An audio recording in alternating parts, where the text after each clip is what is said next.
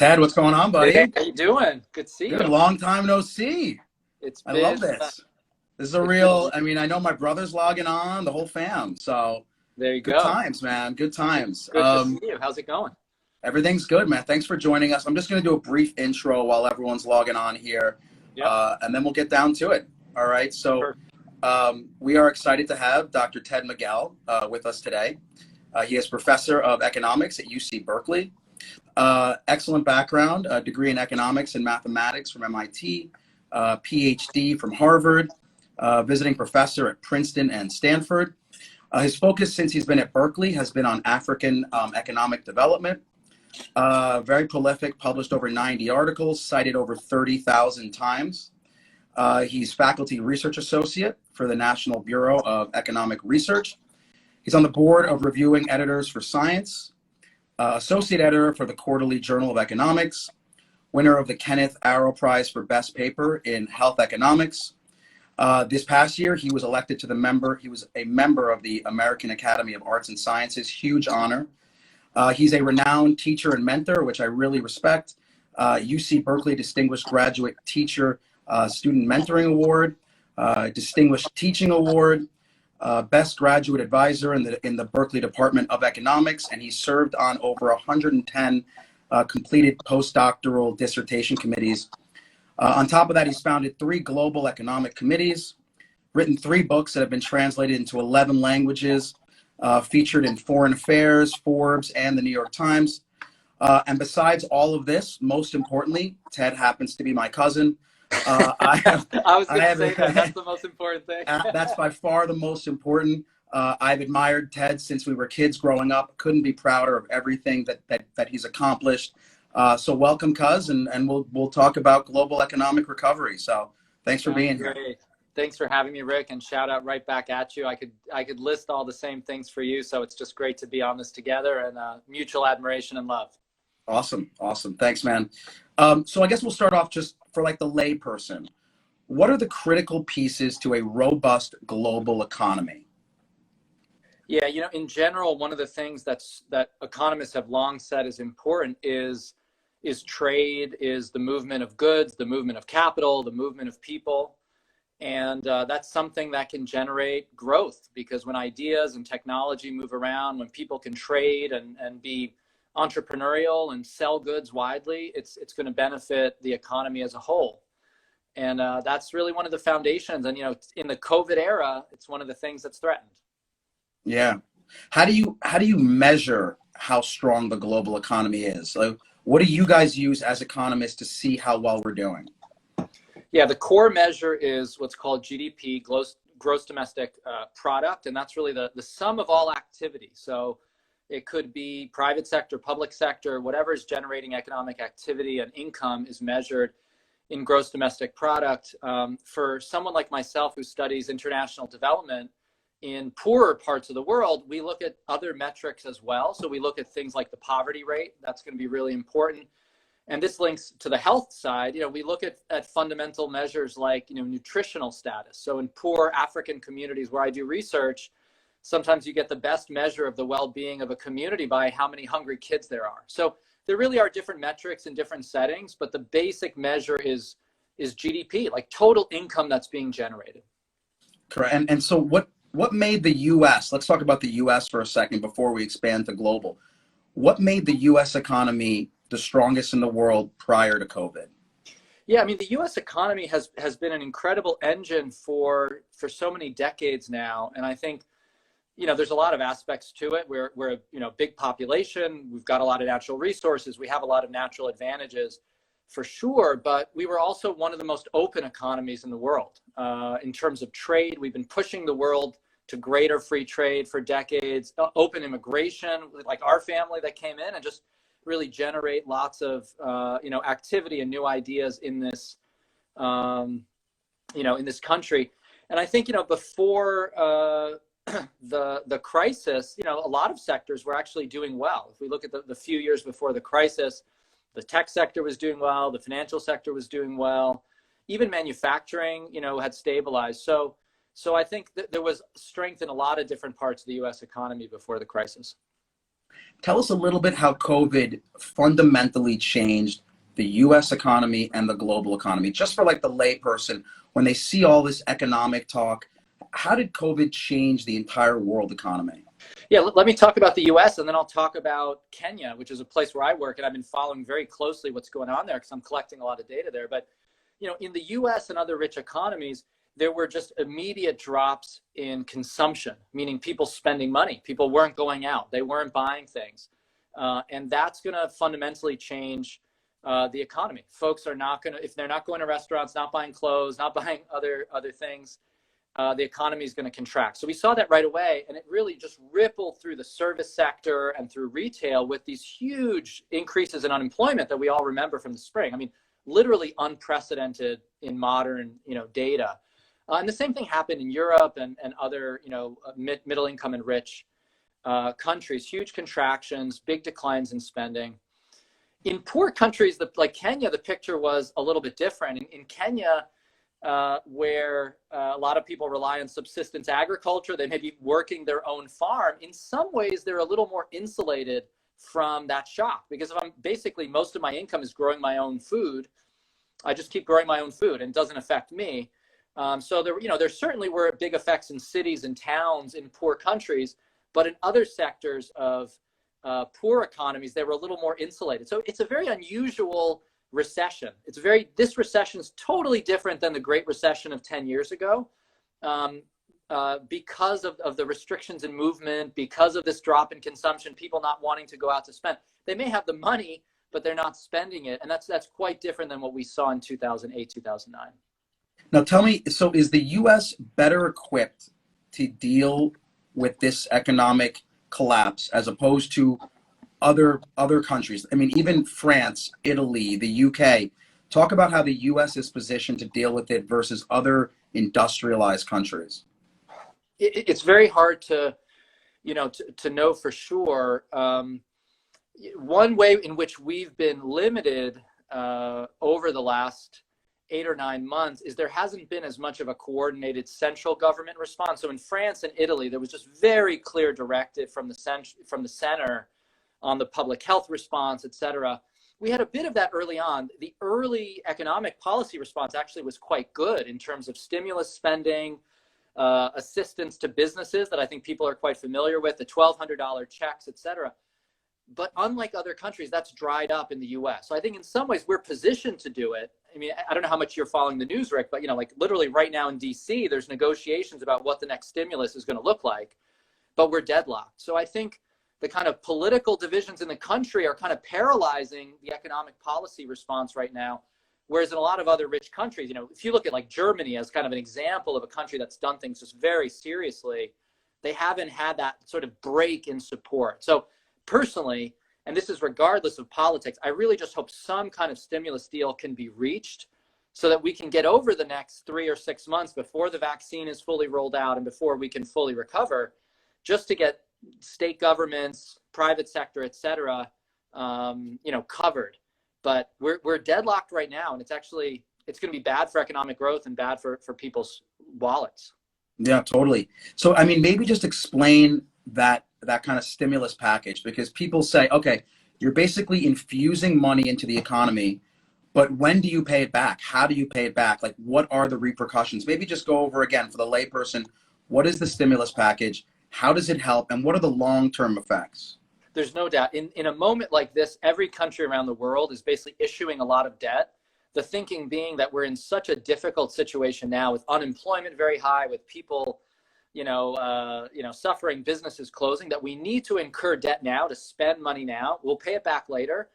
In sort of more normal times, we'll pay it back gradually, but we can't let half the restaurants in the country go out of business. We can't let retail go out of business. We can't let so many enterprises go under. And then beyond that, there's also just the question of spending on state programs like the schools my kids are in, et cetera. So the idea is we take on debt now, we pay it back later.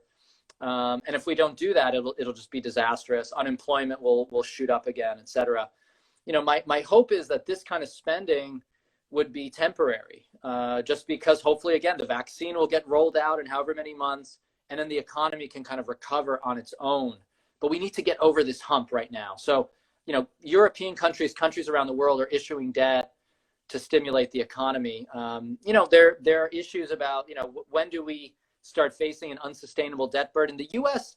has a lot of debt, but not as much as a lot of other rich countries as a proportion of GDP. So I think most economists would say the kinds of debt that's being discussed, like, $900 billion is the number they're talking about, is something that we can afford to pay back over time. Now, what about the interest rate? Because that's really been great for a lot of people who are trying to get a mortgage or what have you. Explain how that works with the interest rate and how that also kickstarts the economy. Yeah, so, what we're talking about in terms of spending is fiscal policy, so government spending. Then there's the flip side of economic policy, which is monetary policy, which relates to the financial sector, banks, and the interest rate. To stimulate the economy for a while, really since the Great Recession, interest rates have been quite low. And they're at the point where in real terms, they're basically very close to zero right now.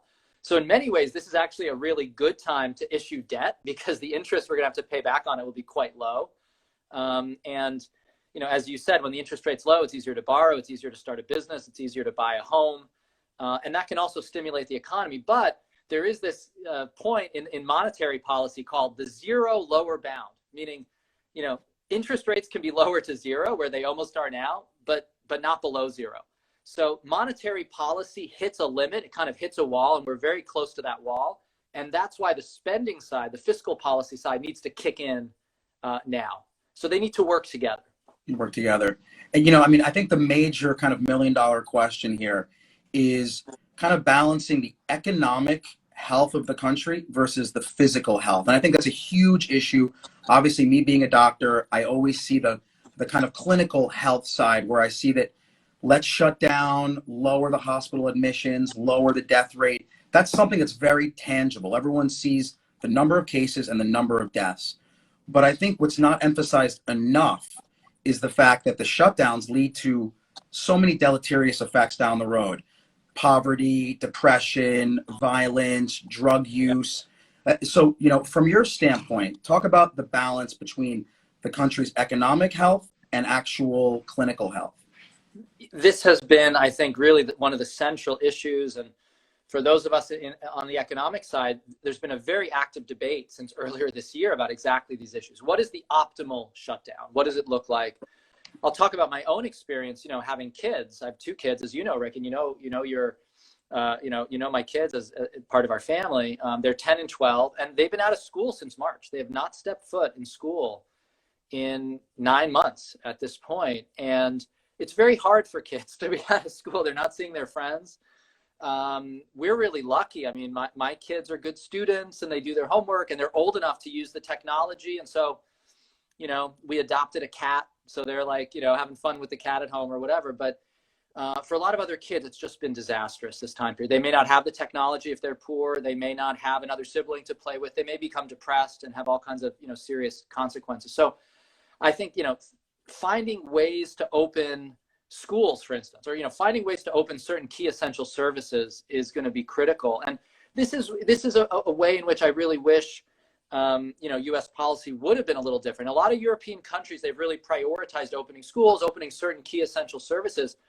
And they really haven't been prioritized in a lot of U.S. states. So in California, schools are closed. So I totally agree with you that the cost of the shutdown can be huge, and we have to be really smart about opening what we can so that we don't have all these negative consequences for education, mental health, et cetera, poverty, while still guarding our physical health. So you work in the hospital and we don't want to open up to the point where the ICUs are so full that we can't treat patients. I mean, that would be a disaster. And so there is a balance here, but I wish policy had been done a little differently, at least in my home state here of California. Yeah. I mean, if you were in charge and you could redo both the stimulus package, all the financial policies, the shutdowns, would you have done kind of like, I think it was Sweden that just had no shutdown and just followed social distancing? Or do you believe in a harsh, short period shutdown, a prolonged, moderate shutdown? The tough one, tough question. Yeah, my views have evolved on this, I'll tell you. I thought initially, and I think a lot of people were there, I thought initially that the extremely harsh European style shutdowns from April and May, like Italy and France did, that might have been the way at the time. But I think what we saw is even though those were successful in the short run, they couldn't be sustained. I mean, over the summer, people got out of their homes and now they're getting crushed, with cases. I also don't think the Swedish approach is the way. I have some co-authors in Sweden. I was on the phone with them the other day. Actually, yesterday, I was on the phone with one of my co-authors, and they're getting they're getting slammed with cases now. So, I think if I could go back, I would try to keep the schools open. I would pretty much be certain I wouldn't open the bars. I think what we know from the epidemiology is there's certain places, imagine a bar, you're drinking, you don't have a mask on, people are disinhibited. You don't want those open, but I wouldn't have gone for the full-on shutdown because I don't think it can be sustained. I don't think it can be sustained to keep people in their homes 24 hours a day for a year.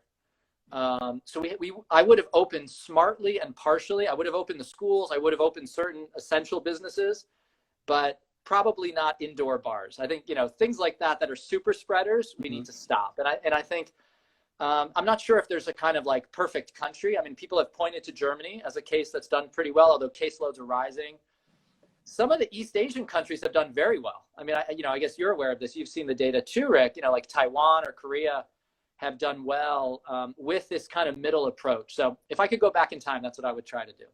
Do you think that we are at a disadvantage in America because, quite frankly, people do whatever they want, and it's not like China or Korea where people are like, you need to be 6 feet apart, you got to wear your mask, no large groups, and everyone does, for the most part, what they're told. Whereas in America, you're getting multiple messages. It's not a federal mandate, it's by the state. People, all of a sudden everything is politicized, like wearing a mask is politicized. Yeah. Do you think that's played a major role in why the US has had trouble having a unified front on this? There's no doubt about that, Rick. I mean, there's no doubt that the mixed messages haven't helped. And in an epidemiological situation, and again, this as a doctor and your colleagues there in epi know this, in a kind of infectious disease situation, I'm not just acting on my own behalf. What I do affects everybody else. If I'm spreading a disease, everybody else gets affected. So you need people to follow the rules. And again, in places like Taiwan or Korea, I think, first of all, they had some previous exposure to SARS, and mask wearing was normal. I mean, if people had a cold, they would often wear a mask. So I think culturally, they were just masks are normal, masks are fine. I think that helped. I think in the US, masks weren't seen that way. That didn't help us. And you're right, we have an individualistic culture. And that's one of the things we all love about America is people's kind of boldness and individualism. But in a situation where there's a pandemic, you have to follow the rules, not just for yourself or your family, but for the community. And I think we haven't been civic-minded enough, and we haven't been community-minded enough in this country. How has the epicenter done, meaning China? Because you don't really hear about their economy that much. How is the Chinese economy doing? Have they rebounded? Are they doing better than us, worse than us? Yeah, I mean, the Chinese economy has rebounded very well. And, they've gotten, by all accounts, they've gotten the disease under control. Now, there's a few caveats to that, which is, China's an authoritarian communist dictatorship. So we're not exactly sure what data to believe or trust in that kind of setting. And early on, when the disease was spreading, they were suppressing information about it, et cetera. But if we believe the reports that are coming out through really draconian measures, they've managed to control the virus. So this is a case where extended lockdowns kind of worked. They nipped it in the bud. And they're very much open right now. I have other colleagues. I have a research assistant based in China, and she's back in class with her, with other university students, et cetera. So that is one case where the epidemiological policy kind of has succeeded. The economy has bounced back.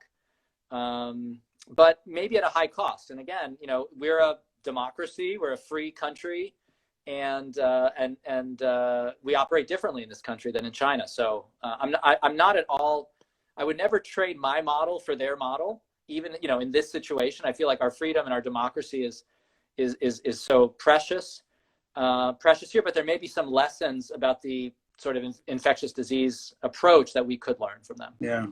There was some data coming out recently showing that the schools are not a super spreader, which is great news. There was tons of data coming out of Europe showing that schools being open does not increase the spread. So hopefully that catches on here in the US, and we realize that that's one part of our society that really shouldn't be shut down. That's what I'm hoping. I mean, 100%. I mean, I totally agree with you about that.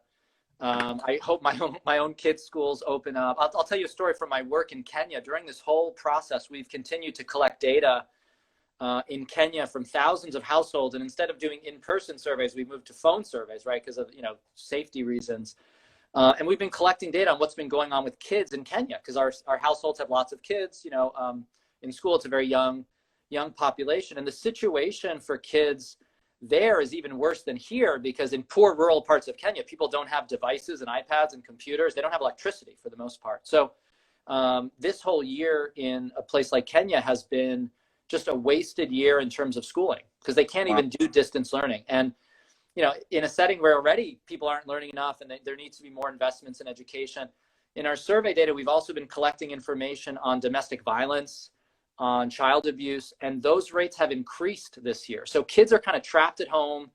They're not going to school. They're not learning, and they're more kind of subject to, getting beaten, et cetera. So it's been a very bleak year, I think, in poor countries where they can't even do the physical distancing. Yeah. But the government of Kenya now is opening the schools. So starting in January, they're going to fully open the schools. And I think that's a very welcome change. Yeah. Looking towards 2021, looking kind of optimistically, what needs to happen for the global economy to kind of rebound? Obviously, the vaccines, everyone's hearing about them coming out. What else needs to happen, in your opinion? Yeah, I mean, the vaccine is the key, exactly as you said. People need to be able to move around. People need to be able to go out and go to work. And there's whole sectors, big sectors in the global economy that rely on movement. I mean, tourism is the most obvious one, but the whole transportation sector, we can look at the airlines, et cetera. And if the airlines aren't making money, that has ripple effects for manufacturing and Boeing, et cetera. So, people just being able to move safely is going to be the key thing, for sure. I think when we look forward, the issue that I see in the U.S. economy is, a landscape where a lot of small businesses have gone under, and that's really demoralizing. Those are, people who are trying to start businesses, work hard. I would love to see programs to increase access to capital, or do things to help entrepreneurs that went under, help them rebound. To me, I think that's key. The other thing we can't forget is they're really, those are some of the losers during the recession, the COVID recession. There have been winners, and I guess you've seen the same articles I have, in the major newspapers, but, Jeff Bezos and other billionaires, like, they've done really well. So that, the 20 richest people in the US, they were already billionaires. Now they're like twice as rich as they were before. Amazon is raking it in, not because they necessarily did anything great. There was just a pandemic that kind of favored the tech companies, et cetera. I would love to see some sort of tax on billionaires. If you have 50 billion, maybe give us a few million a year. Like, there's no wealth tax right now in the US. Yeah. We have an income tax. We don't have a wealth tax. And, other than property taxes, but those don't affect the billionaires. Like you or I, if we own a place, we pay a local property tax. But I think some kind of basic billionaires wealth tax. I mean, my ideal policy for 2021 is, if the billionaires give us a few $1 million a year each, and we channel that to small business owners who went bankrupt, that would be a fair economic policy. So let's hope that there's some scope for that in the coming years. That definitely sounds ideal. Talk about the vaccine effect, right? Everyone is talking about the vaccine being rolled out in December, into the spring, into the summer. Yeah. How important is it that everyone, or like the vast majority of people, take it? There's a lot of people who are questioning the vaccine, even though it's approved by the FDA. They want to wait. And that's obviously their prerogative. No one's going to force them. But talk about the negative effects of the majority of the population not taking a vaccine when it comes to rebounding economically. Yeah, I mean, if we don't get to herd immunity, if we don't get to that level of coverage where we really stop the spread of the virus, we're not going to be able to open up. So it's critical to reach that kind of threshold and have enough people taking the vaccine. I think from the point of view of reducing mortality, as and I think this has already been announced in some of the early CDC plans, they're going to be targeting the elderly, the vulnerable. They're going to be targeting folks like yourself, Rick, that work in hospitals. So I think essential workers, medical workers, need to get the vaccine first, and that's going to make sure that the health system keeps functioning. Beyond that, I was just reading an article. There was a paper that just came out this past week that claimed, and you, again, may be reading even more of this than me as a doctor, but that we will need to get to something like 70% coverage. And when we do, we're going to really get a lot of the benefit. We're basically going to get to herd immunity. There's going to be very little transmission of the virus, and mortality is going to drop by like 90% if we can get to 70% vaccine coverage. So we can probably survive some subset of the population that is skeptical or anti-vaxxers or whatever, and still get where we need to go. But it can only be whatever 20 or 30% of the population. If it's half the population, we may not get where we need to go, and then we won't be able to open up. I do think there are levers that the government, state or local or federal government can play. I would be very happy if in my own town, the town school board said, look, if you want to come back to school as a teacher or as a student, you need to get vaccinated. Like, that would be a very reasonable thing to do. They already do that with measles and other things, right? If you want to enroll in school, you got to get vaccinated as a kid. I would love for them to do that with COVID, the COVID vaccine once it's available.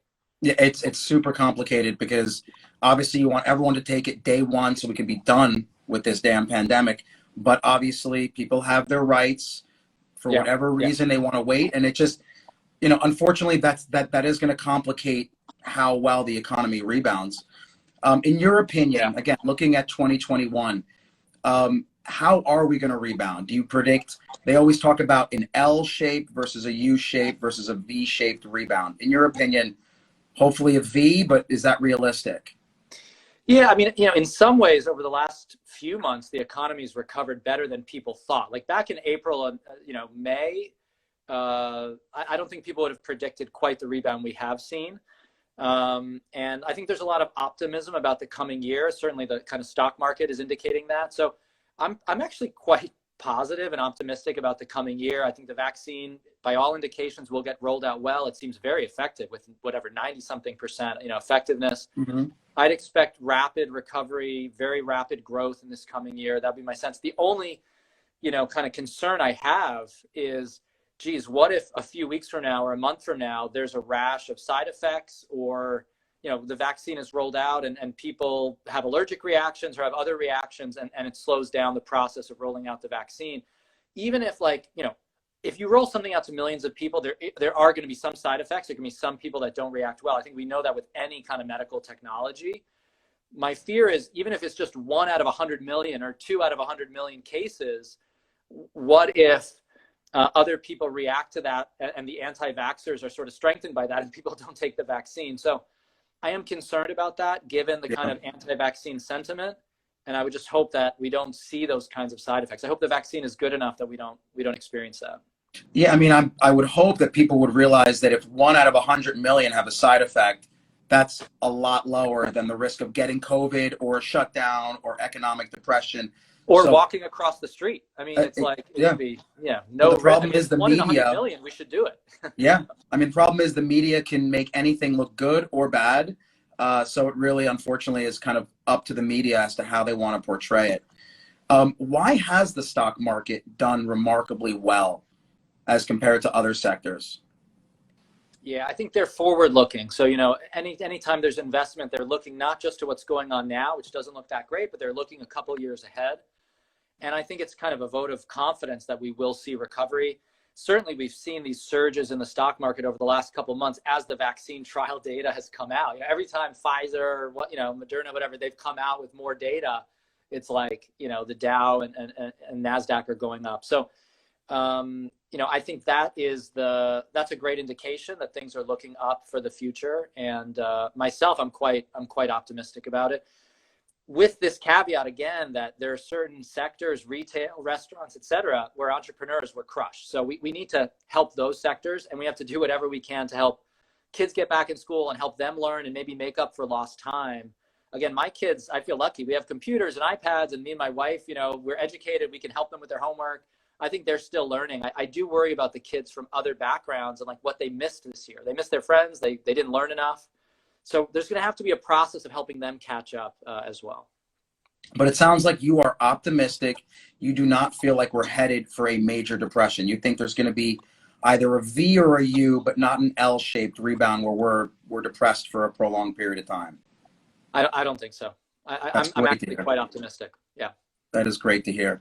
Well, Ted, it's been half an hour. Thank you so much for your time. It's amazing to catch up. Let's definitely do this more often. Let's do it. Let's do it. Thanks for having me. I hope all is really well, man. Congrats on everything that you've accomplished, man. It's truly super proud of everything you've done. Awesome, Rick. Great to see you, and let's connect soon. All right, buddy. I'll see you later. Yeah. Take care.